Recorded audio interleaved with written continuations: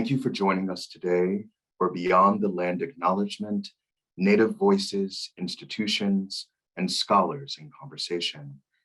My name is Horace Ballard, and I serve as the Theodore E. Stebbins Associate Curator of American Art at the Harvard Art Museums. I would like to thank my colleagues at the museums, especially Erica Loughton and Hayana Fincher, for their collaboration in support of this program and running technical logistics for us today. We could not do it without them. I would also like to thank our guests, Dr. Yamena Gomez and Dr. Jamie Powell. And of course, I thank all of you for joining us from wherever you are. The Harvard Art Museums acknowledge that Harvard University is situated on the traditional and ancestral territory of the Massachusetts people, and we strive to honor this relationship. The university is governed by the Harvard Charter of 1650, which commits our institution to the quote, the education of the English and Indian youth of this country, unquote. As someone whose ancestry includes the Monacan and the Monahana of the Rappahannock River Valley of Virginia, I also honor the continuous and vibrant communities of care of the Tidewater and the Blue Ridge that shaped my life, my understanding of family, community, and the world. One of the joys of a virtual format is that it allows us to gather from places near and far. At this moment, I invite you to join me in a moment of breath, and in so doing, reflect on your own relationship to place, to land, to ancestry, and the communities that shape the land on which you sit, stand, walk, run, plant, make your life.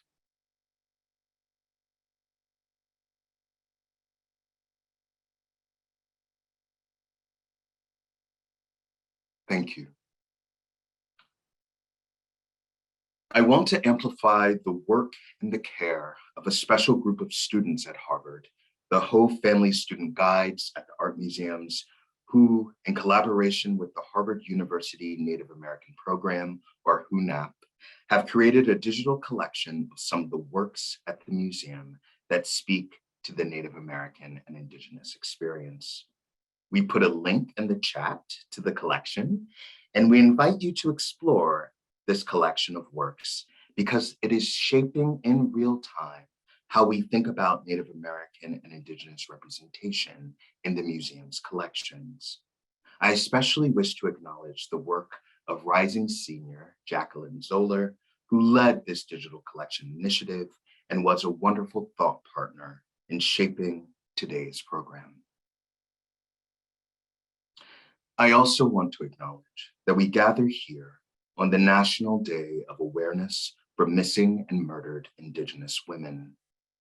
It is a day when First Nation, Inuit, Métis, and Native American peoples and their allies across the Americas shed light on the pandemic of missing, underreported, and underresponded to violence and murder in the lives of Indigenous women. I am grateful to this mass movement across Canada and the United States, including many of our colleagues and friends at HUNAP, who are joining their values with their hands, their voices, and their prayers to shed light on this crisis in our world. Today's conversation began as a question: what can move us beyond land acknowledgements, recognition, and rhetoric into action? What can, in the words of Leanne Simpson, help us as an institution realize that, quote, our most important work is internal, and the kind of alternatives we are compelled to embody are profoundly systemic. Today is the first salvo in a series of periodic conversations and forums that aim to create space for open dialogue around the intersections of American art, collections, and shifting understandings of ownership, Native presence, and Indigenous expertise at the Harvard Art Museums. Taking as its starting point Dr. Tatiana McGinnis's summation that justice is the conversation. This program honors the Massachusetts, Wampanoag, and Nipmuc peoples of this region by gathering diverse minds together to share stories, to bear witness, and in the pooling of our questions and experiences, craft actions that the discipline of art history and the Harvard Art Museums can take to amplify Native voices historically displaced and dismissed from the discourse of art and design in the Americas. Before we begin, and I introduce my fantastic conversation partners, I'd like to share some logistics. We are using the webinar format in Zoom, so you will notice that your microphones are muted and your videos are not visible.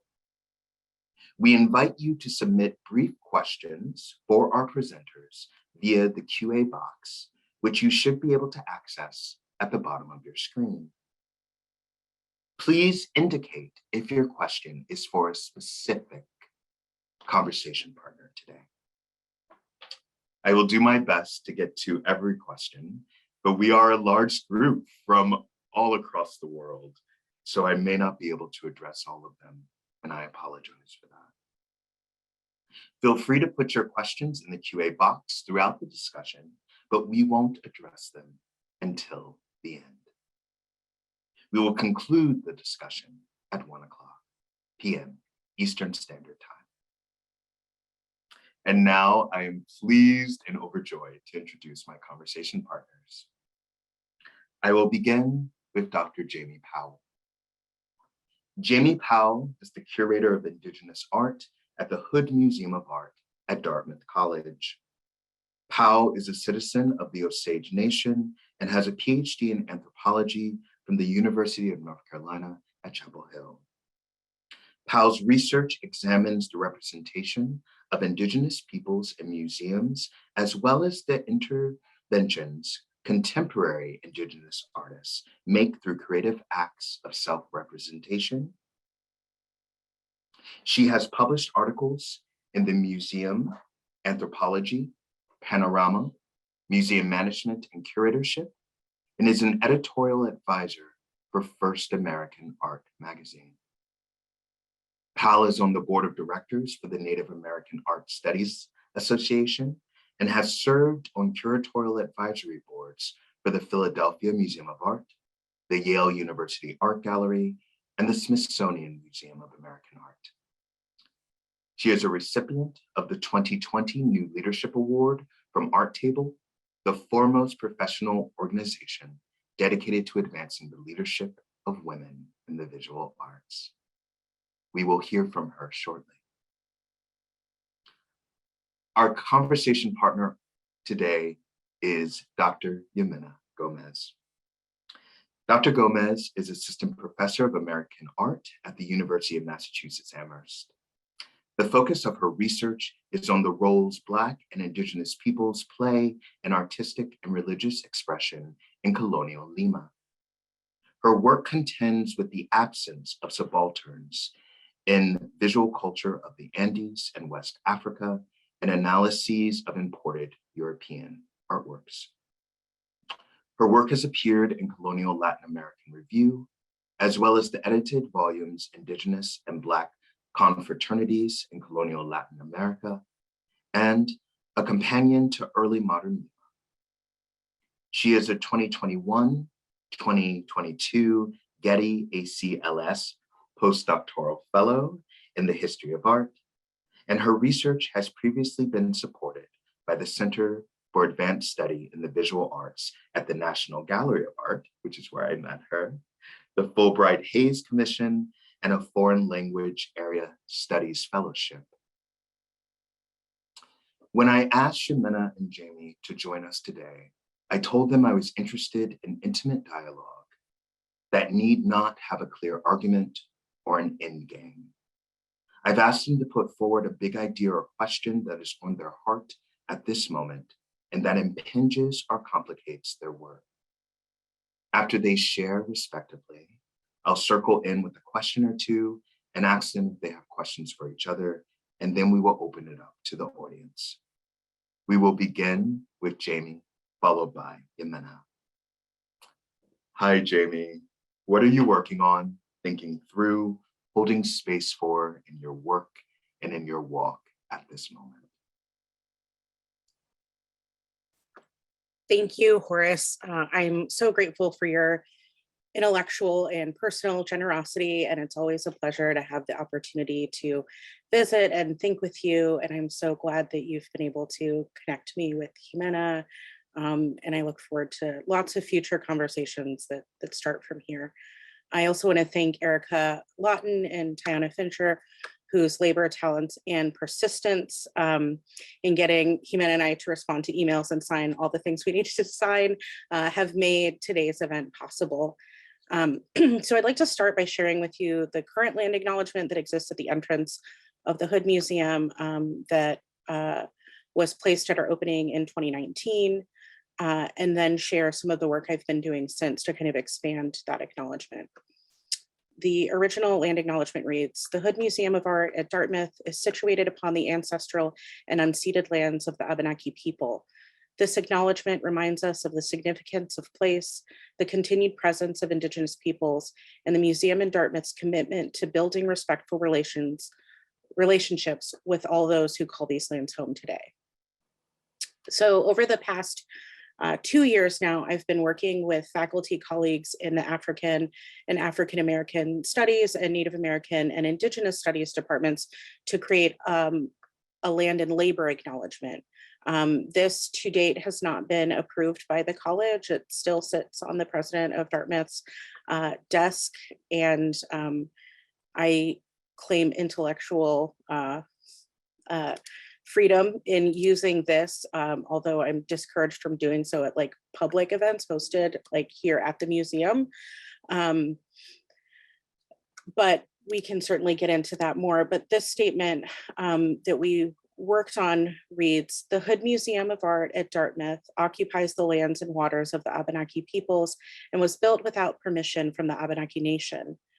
This institution has also benefited from the economies of slavery and the labors of African descended captives. This acknowledgement reminds us of the significance of place and the legacies of dispossession and enslavement that sustained and enriched New England. Furthermore, it provides a crucial foundation for building respectful relationships with all those who call these lands home today and into the future." So this acknowledgement is reflective of a transition in my own practice to think within and beyond decolonization to include concepts of indigenization, anti-racism, and collective liberation. One of the debates happening throughout the museum fields and beyond is whether or not land acknowledgements have become an empty gesture. And I think that for some folks, this is certainly the case. It's a box to be checked before beginning programs and has turned into a kind of self-gratifying exercise that many folks engage in to make ourselves feel better about the colonial baggage that we've inherited and perpetuate through the work that we do on a daily basis, both within museums and academic institutions.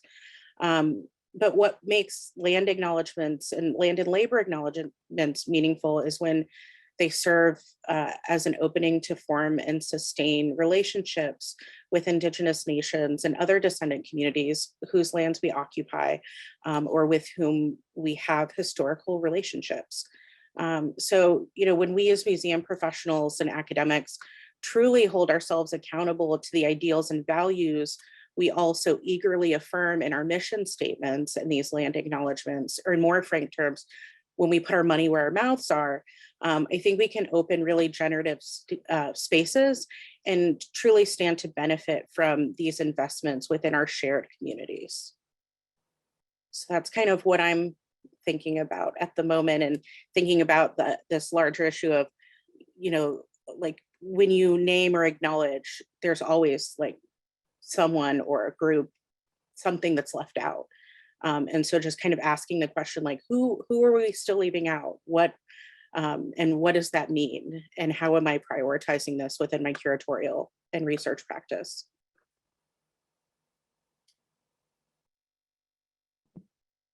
Thank you for that, Jamie. Thank you. I'm really drawn to these really capacious and important ideas you've given us: liberation, accountability, who is left out, and the importance of naming, because there's always something at the edge of that or defined by that. And the world is needed in the ways in which we care and the ways in which we hold the truth of our histories, of our presence, and the possibilities of more righteous and redeeming futures. Thank you. Yamina, may I turn it over to you? What's on your heart and mind in this moment? How are you walking with some of these issues and other issues in your own practice? Well, I would like to start by joining Jamie in thanking Horace, Erica, Tayana, and the Harvard Art Museums for the invitation to get to meet such wonderful colleagues and have this conversation today. I think it's something that we're dealing a lot with, and I really look forward to not just today's conversation, but ones that will be happening in the future. I would, before talking about my own work, also like to share UMass's new land acknowledgement, which says, the University of Massachusetts Amherst acknowledges that it was founded and built on the unceded homelands of the Pecumtuck Nation on the land of the Norwottuck community. We begin with gratitude for nearby waters and lands. We recognize these lands and waters as important relations with which we are all interconnected and depend on to sustain life and well-being. The Pecumtuck had connections with these lands for millennia. Over 400 years of colonization, when Pecumtuck peoples were displaced, many joined their Algonquian relatives to the east, south, west, and north. That includes Mashpee and Aquinnah-Wampanoag, Nipmuc, Narragansett, Mohegan, Pequot, Mohican communities, and Abenaki and other nations of the Wabanaki Confederacy. These Native peoples still maintain connections and relationships of care for these lands today. We also acknowledge that the University of Massachusetts Amherst is a land-grant university. As part of the Morrill Land Grant Act, portions of land from 82 Native nations west of the Mississippi were sold to provide the resources to found and build this university. As an active first step toward decolonization, we encourage you to learn more about the Native nations whose homelands UMass Amherst now resides on and the Indigenous homelands on which you live and work. We also invite you to deepen your relationship to these living lands and waters. And in reading this, in addition to kind of joining Horace, your introduction, and Jamie, yours, to our conversation, I wanted to kind of share where UMass is right now in terms of this whole process of having a land acknowledgement that we share at the beginning of our main events. And if you are interested, there is a much longer one that is on our Office of Equity and Inclusion website that goes into a lot more detail. It was one that was written by Sonia Adelaide, who is a wonderful faculty member here at UMass in anthropology, who is herself Anishinaabe, and a number of Native collaborators with the help of a grant that was given to the five colleges of Western Massachusetts, of which UMass is one. And I bring all of that up to say that, you know, when the Native Advisory Council set out to create this land acknowledgement, that it was something that we wanted to do because a lot of people had been asking for it. But also it was something that we wanted to make sure that we did right, which is to say in collaboration with Native peoples from here, from Eastern Mass, from the region in general, from the right from the diaspora, for where all of these people got spread out to in previous generations and where they are now, and kind of represented as not just something that happened then and that we're just kind of like checking that box now, but part of an ongoing history and relationship. And being part of the grant that helped create this, was truly an honor and a beginning, I think. And part of what the Native Advisory Council is doing at UMass, which unfortunately I was not able to be a part of this year because I was on leave, but I look forward to rejoining when I get back on campus. But is something that we're continuously trying to expand as not just having been something that is written, but also something that has weight to it, right? It can't just be these words. It also has to be, we are urging, and I can only speak insofar as I was involved. But the advisory council is really urging UMass to, put its money, exactly as you were saying, Jamie, its money where its mouth is. How can we be an institution that helps Native peoples besides just naming them, right? Naming is, of course, important. And we tried, as you heard in our acknowledgement, to name as many as we could, but so many were left out. And it has to have more to it than just these words. Something that I have been working on this past year, I've been working on my book, which has to do with Indigenous and Black visual culture in colonial Lima. And I really love, Jamie, what you were, the land and labor acknowledgement, which I'm seeing more and more, but not enough places do. Because of the interconnectedness between Native communities and histories and Black communities and histories, the mixed communities, right? And being someone who teaches the colonial period, really thinking about, trying to convey to students rather, just how far back these artificial divisions go, and kind of trying to present the colonial period as one that is not ended, one that we're still in. And, a lot of those, 16th century ideas continuing to define what we're thinking, what we're doing, how we're treating people and ourselves now, and what we can do through the examination of objects to push against those colonial ideas. That is so incredibly rich. And I thank you, Yamina. And I think that intersectionality, not just within our living bodies and the experiences of historic figures, but those intersectionalities of occupation and a systemic disregard that we're still living with, that come out of that 15th century idea that becomes boots on the ground, ships around the world in the 17th century we are still living with today.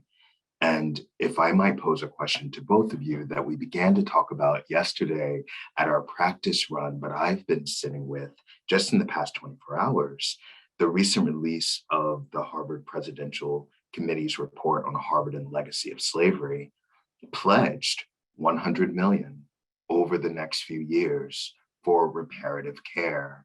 And one of the things I'm thinking about is that our land acknowledgement needs to immediately acknowledge those shared confluences of histories. It's out there in the world. This is the time, and this is an easy first step to join our rhetoric with our pledge to the world for what comes next. You bring up a point, I think, that we talked a little bit about yesterday, but something that I've been thinking through a lot. And as I mentioned, kind of thinking about the role decolonization plays within museums, and, thinking about Eve Tuck and Wayne Yang, decolonization is not a metaphor. And the fact that, within many institutions, there is concerted efforts and people actually doing the work, but in the same way with land acknowledgements, it's also become an empty gesture in some spaces.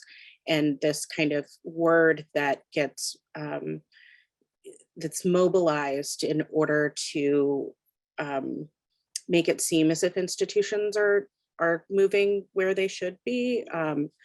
But decolonization is really at the core about the land and land back, in the same way that conversations about African descendants of African enslaved Africans is about reparations.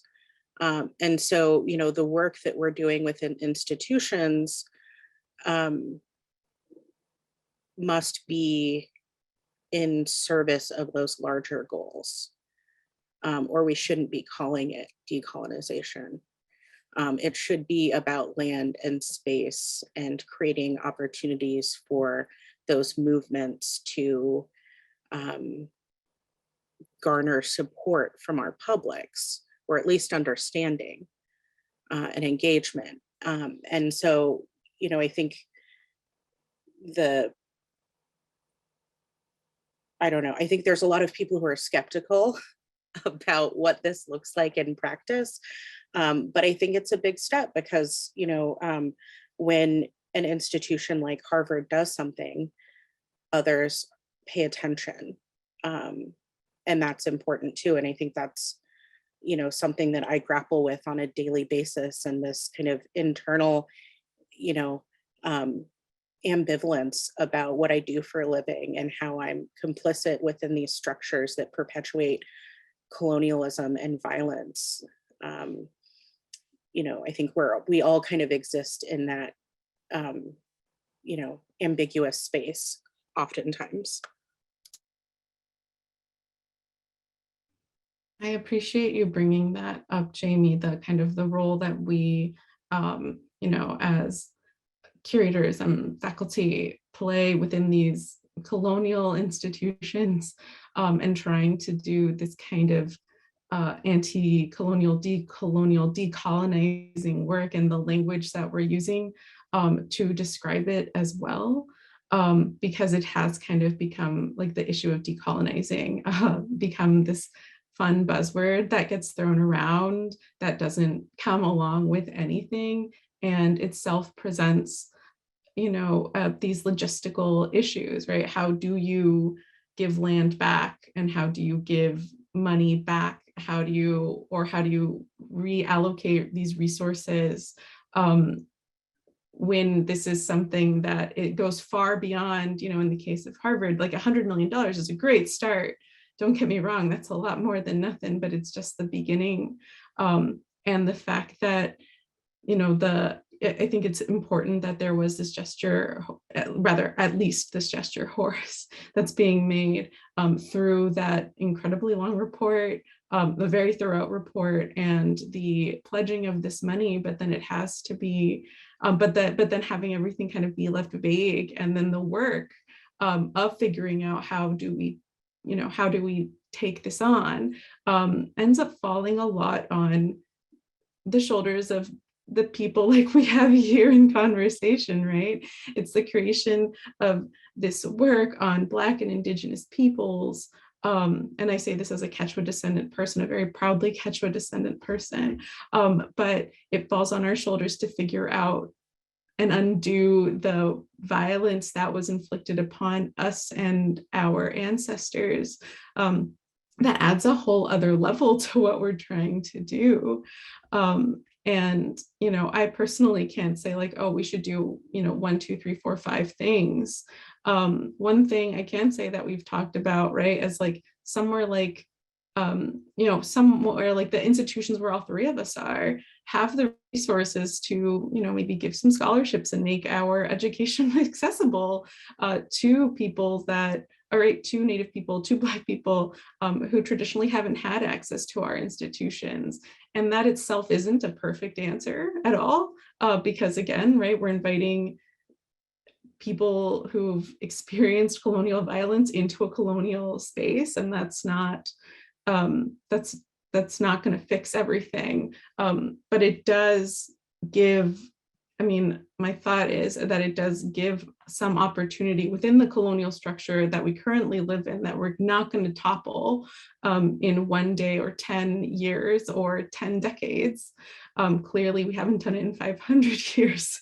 There's a lot of work to be done, but doing something like making our institutions accessible, hiring faculty and staff of color, right, of Indigenous and Black, specifically faculty and staff, would make a big difference in terms of turning these tides, in terms of like insofar as we can, making a colonial institution benefit people who have traditionally been excluded from it, and not just within our own structures, but within everything that comes after it. You need a college education to do anything. You need a master's now to do anything. And that costs a lot of money. When you say, institutions doing things that benefit communities, institutions need to go to communities and ask what benefits, because the current model is very much, a top-down approach of, we're going to write a grant, we're going to say we're going to do this thing, it's going to benefit the community, and then you go to the community and oftentimes they're like, we don't want this isn't useful for us, this is you trying to do what you want to do, and saying it's, it's very paternalistic. And so, but by having more folks at the table who are involved in getting those projects going, writing those grants, having those people, having people from communities embedded within the staff and faculty prevent that from happening. But until we get there, there has to be this, kind of recognition that, we can't just continue to do the work that we want to do as institutions, but, say that it's for the benefit of a community to get money from foundations who are eager to give money, if you use certain words or phrases, or say that you're going to, increase diversity, inclusion, and equity. And, they're really important issues. But I think, so much of this, the way that we're going about it is in name only, and it continues to perpetuate these problematic structures in ways that is, it's incredibly frustrating, because we have access to resources, but we're not, like, there's so much work we need to do in order to kind of mobilize and utilize them in ways that actually forward the meaningful work we need to be doing within communities and alongside communities. I'm holding all of that, and I would like to ask you both a question, which is, do you encounter in your own work these moments where you find yourself working through in your own head and in conversation with colleagues, differences between, say, fairness and equity, and the broader understanding that if equity is our goal, that is a different goal than representation, and both of those are different goals than fairness or equality. And particularly when it comes to collections, particularly when it comes to funding and making and evaluating and strengthening those ties to communities, work is gonna look different, I think, than work has looked in the past. It is not just inviting people to the table anymore. It is sometimes going, do we even need to meet at a table? And that is the work, because it is not what our institutions were built to do. But it's like we have to acknowledge it and we have to move through. Are there examples from your own walk and practice of that dichotomy, or are there moments where you, for yourself, have been able to bridge or have a more holistic view? So I've got two examples, and I think they're both really important. The first is around collections. And so I came in on a grant that was from, my position was created through a grant from the Ford family, or Walton Family and Ford Foundations, through an initiative they had called the Diversifying Art Museum Leadership Initiative. And it created my position and a position for a curatorial fellow to work with me. and fund an exhibition. But the goal from the beginning was to make my position permanent, and I was the first at that time associate curator of Native American art. And so I came in, and there was a small endowed fund for acquisitions. But one of my first questions, or even in the interview process, was, well, what does the acquisition funding look like to build the collection? Where, what does the endowment look like? Are there other ones we can utilize? And so we had really open conversations. And, ultimately we determined that, and I joke for any historians in the audience, that at least since 1924, Native Americans have been Americans, and therefore, the American art funds can be used to acquire Native American art. The photography fund can be used to fund the work of Indigenous photographers. Similarly with the sculpture fund, funding, works that we've acquired by ceramic artists. And, so thinking about kind of like with the money in terms of where we're like investing. I've also pushed, it's hard sometimes, and particularly in certain collecting areas, but to buy from living artists as much as possible. So in my own, with my own kind of collecting strategy, I try to use my acquisition funds to purchase work from living artists and artists who are working with smaller galleries or even operating without a gallery. And then to get works, historic works on the secondary market or from larger, well-established artists and galleries through donors. And so, thinking about our budget as a moral document and how I want to be putting money into developing artists and investing in their practice as an important part in terms of collection. The other part is with developing future museum professionals from underrepresented backgrounds. And we have a program right now that is board funded, not foundation funded, where we have 3 fellows who are working with us each for 3 years. And that was a big conversation, and they're post-baccalaureate. So each of them are a year or 2 out of college, and they know they want to work in museums. And they're doing this. I think most of them, or all 3 of them, are probably going to go to grad school next. But this will give them experience, which, now even a PhD isn't enough to get a job. As a curator, you need a PhD and to have done an exhibition and, have museum experience. And so one of the things we talked about in developing that program was having each of the fellows has $5,000 per year for professional development.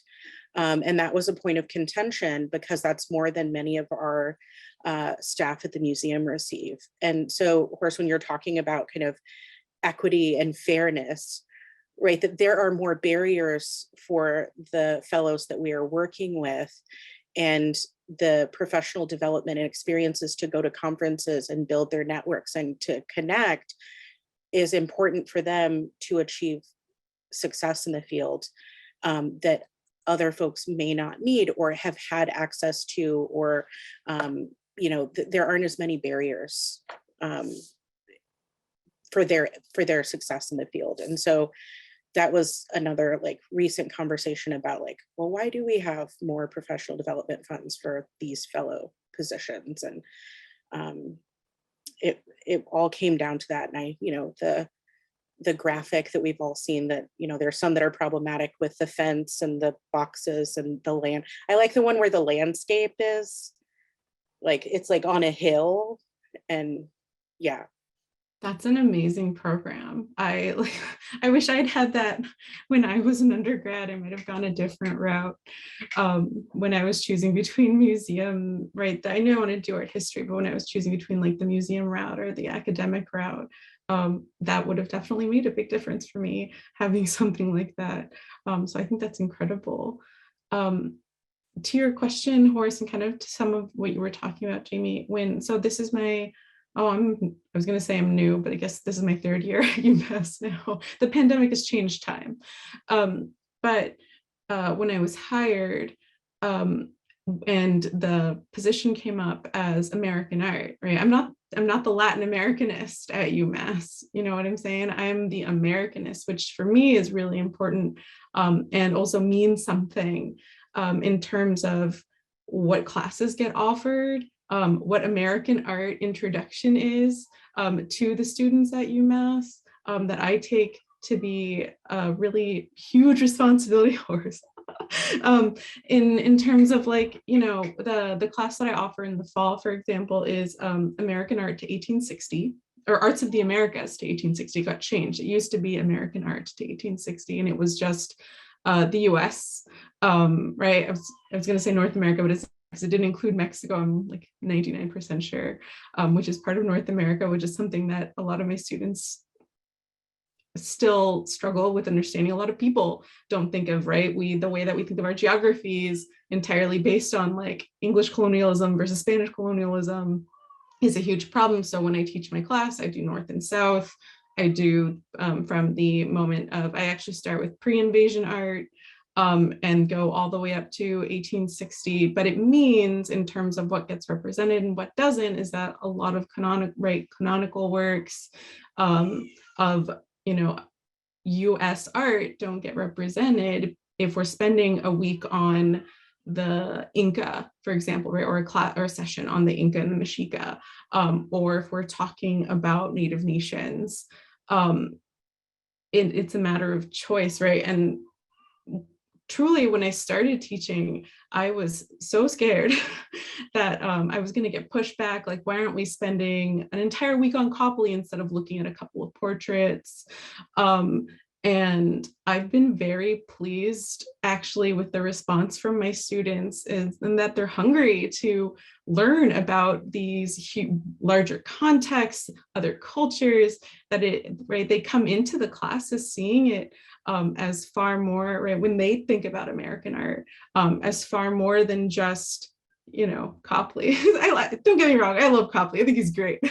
A really skilled artist, but you know, there's much more to that, right? Or being able to talk about Copley's portrait alongside Jose Campeche in Puerto Rico, right? And they really appreciate that, and that's something that has given me a lot of hope as I'm thinking about, like, how do we present this? What can we, and when you teach a class, when you curate an exhibition, right, you're always making choices about what gets left in or what goes in and what gets left out. And they're big choices, right, when you're teaching these groups of people. But they're also really, you know, special, responsible. Like, for me, that was hard work. I mean, it was hard work, but it was also something that was very near and dear to me.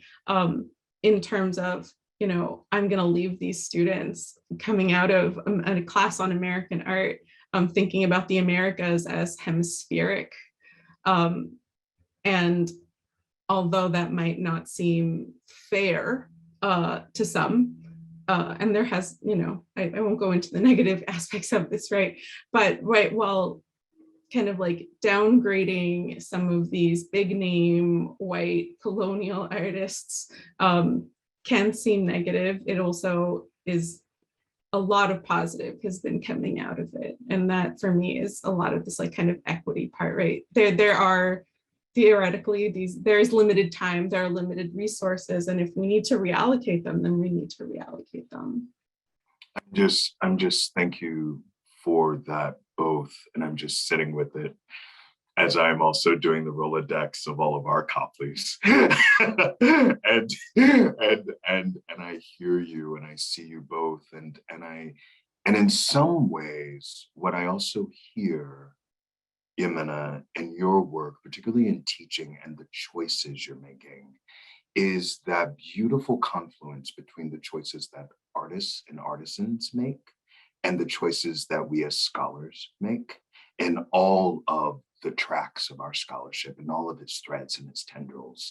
That, you know, the canon is itself a choice, that there are as many canons as there are artists and as there are students and people to teach a canon.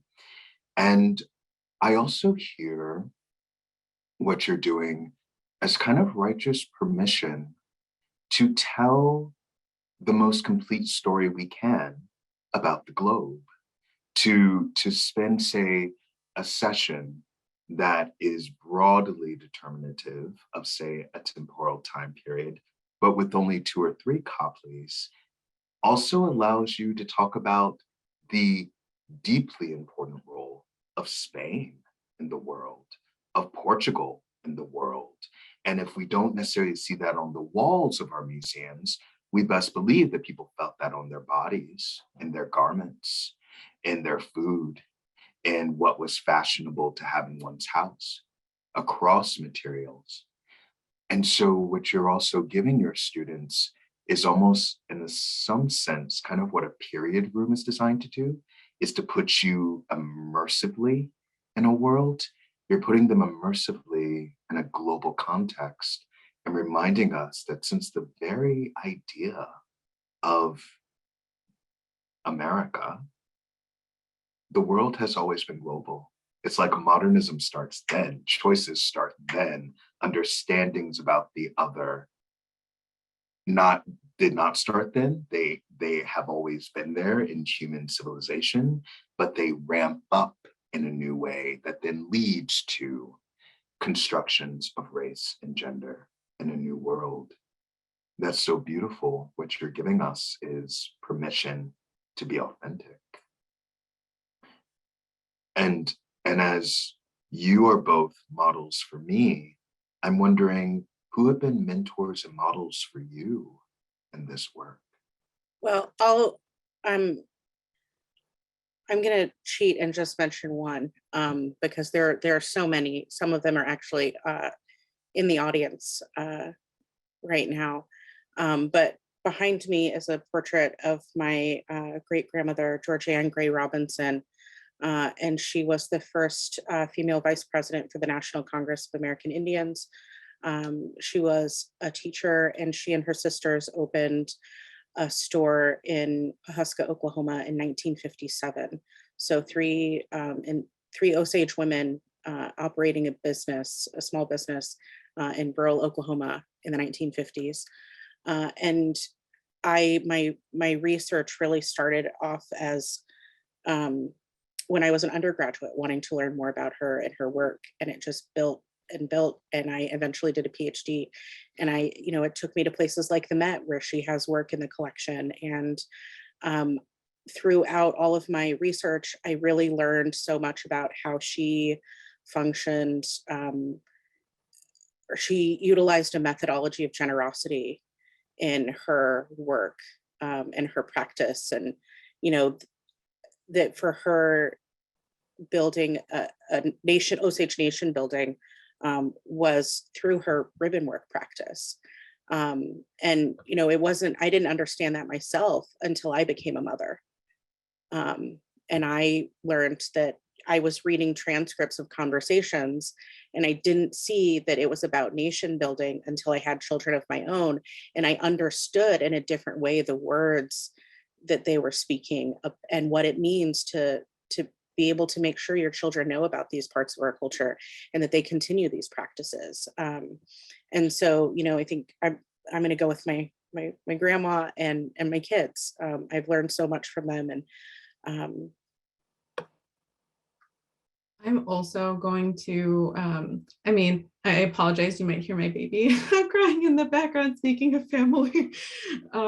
But I also wanted to choose somebody who completely changed my career. She's a local colleague of ours in the Massachusetts area, Adriana Zavala, who is a professor at Tufts. When I started at Tufts, I went for my master's, I was going to do Italian Renaissance art. And then when Adriana, who is not a specialist of colonial Mexican art, but thankfully taught a class on colonial Mexican art and architecture, that was the moment that clicked with me, that art, that the kind of stuff that I had in my house, right, all the Peruvian, knickknacks, the textiles, right, the stories that went along with them, that could also be considered art, and that Latina could be a professor, which I hadn't encountered to that point. It just made such a huge impact in terms of thinking like, well, what is possible For me, what can I make possible for students that someday I hope I will teach when I was a master's student? I had big dreams, and thankfully they came to fruition, but they don't for most people, unfortunately. But having a model of that kind in the classroom, and also speaking of the broadening of American art, Adriana has done such amazing work in terms of the recognition of US Latinx art, right? This wasn't a field when I started proper, and now we have the US Latinx Art Forum, Latino Art Now. There are all of these things that, like, for a long time when I was growing up, they just didn't exist as resources, and weren't recognized in a way that now when I'm training my own graduate students, they take for granted, which is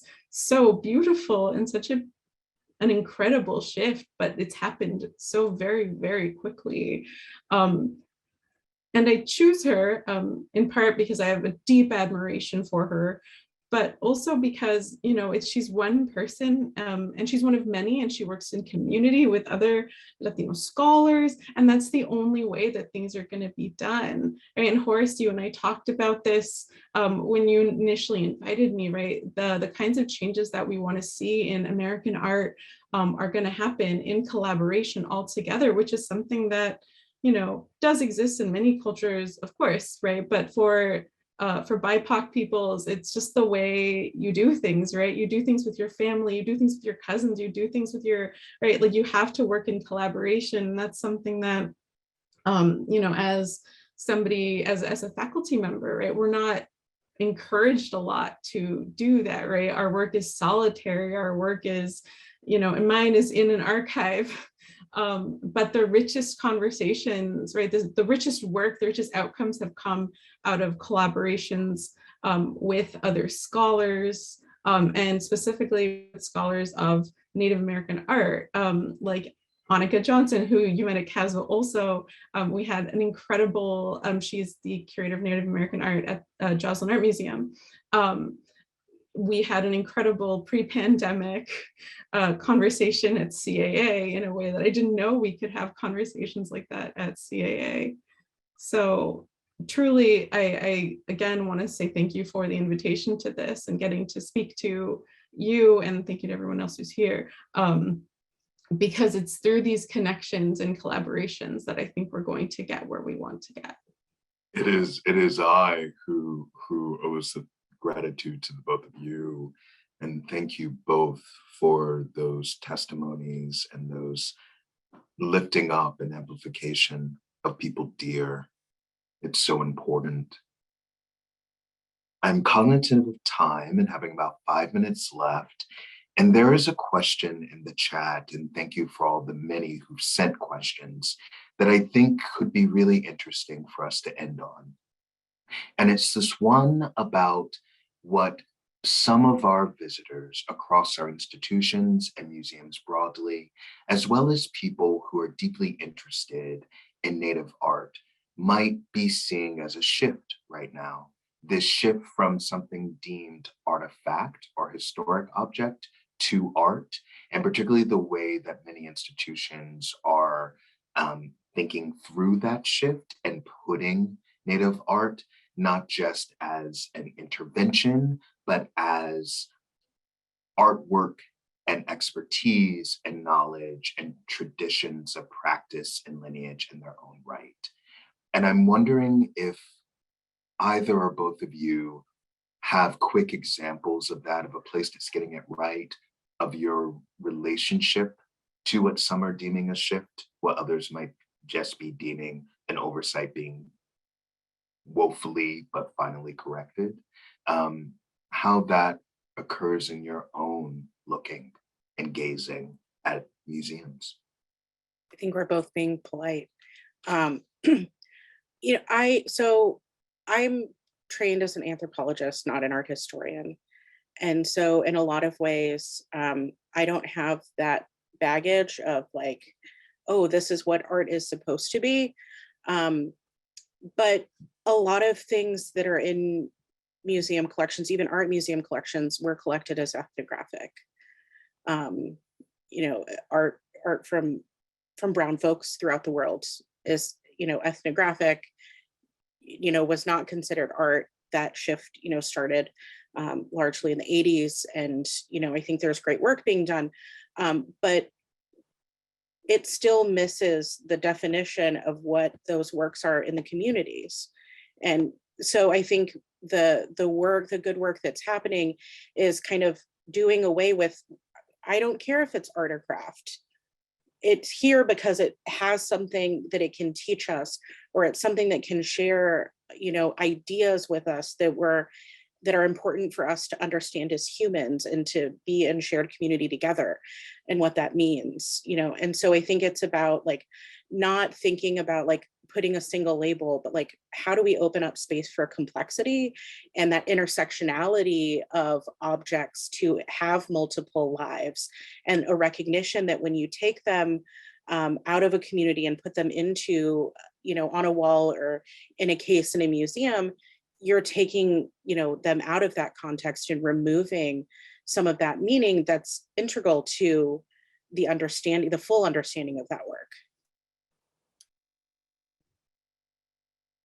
Yeah, actually, Horace, this question is excellent, because as an art historian, as a trained art historian, that is a shift that I have seen happening. And something that I've done as a result is I start most of my classes with my students reading Carolyn Dean's article. It's very short, called The Trouble with the Term Art, where she talks about being someone who's talking about Inca rocks, and what do you do if it's something that, right, what does it mean if she, as an art historian, is teaching Inca stonework that hasn't been changed, that isn't, right, it doesn't fall under that kind of under the rubric of art, right? And having the students really think about like, what does it mean that we're talking about the kinds of things that we're talking about in our class? What does it mean when we see these things in the museums? What is art? And they normally come to the conclusion of like, art doesn't mean anything, everything is art, nothing is art, which, makes for great discussion, but also has affected my own work in terms of like, oh, well, what can I talk about? Does it have to be the statue? Or can I just talk about textiles? Textiles were important to people in the Andes, so why not just talk about that? Can it be ephemeral sculptures? Can it be the booklets that get passed out? It really broadens what can be included in scholarship in classrooms. And it's a wonderful way to kind of like start our art historical discussions. And is something that, I really hope to see become a part of, one of those like must reads in art history classes. That was amazing, and a fitful and thoughtful and capacious place to hold space and say adieu to this conversation and to look forward to more. I think the next one of these conversations should start with the shared text from which we can all move out. So thank you, Yamina. Thank you, Jamie. And thank you all for coming. The bells in Harvard Yard are ringing 1 p.m. And so I would like to begin to close this moment. We are delighted that the Harvard Art Museums are now open to the public in person, and we're doing in-person programs again. Advanced reservations are available but not required should you wish to visit us in person. We would love that. And we really would love for you in your time, if you're thinking about a visit, to visit our website for more information. I do want to note that while we are thrilled to welcome you in person, we will continue to host programs virtually as well. And we hope that you will visit with us in person and virtually again very soon. Finally, when you leave the session, you will receive a link to a short online survey, and we're grateful for your feedback on this program and hope that you'll take a moment to share your experience. Thank you, Doctors Gomez and Powell and Gomez. We're delighted to have you. Thank you all of you for coming, and enjoy the rest of your days. Bye-bye. Thank you both. Thank you. Take care. Thank you.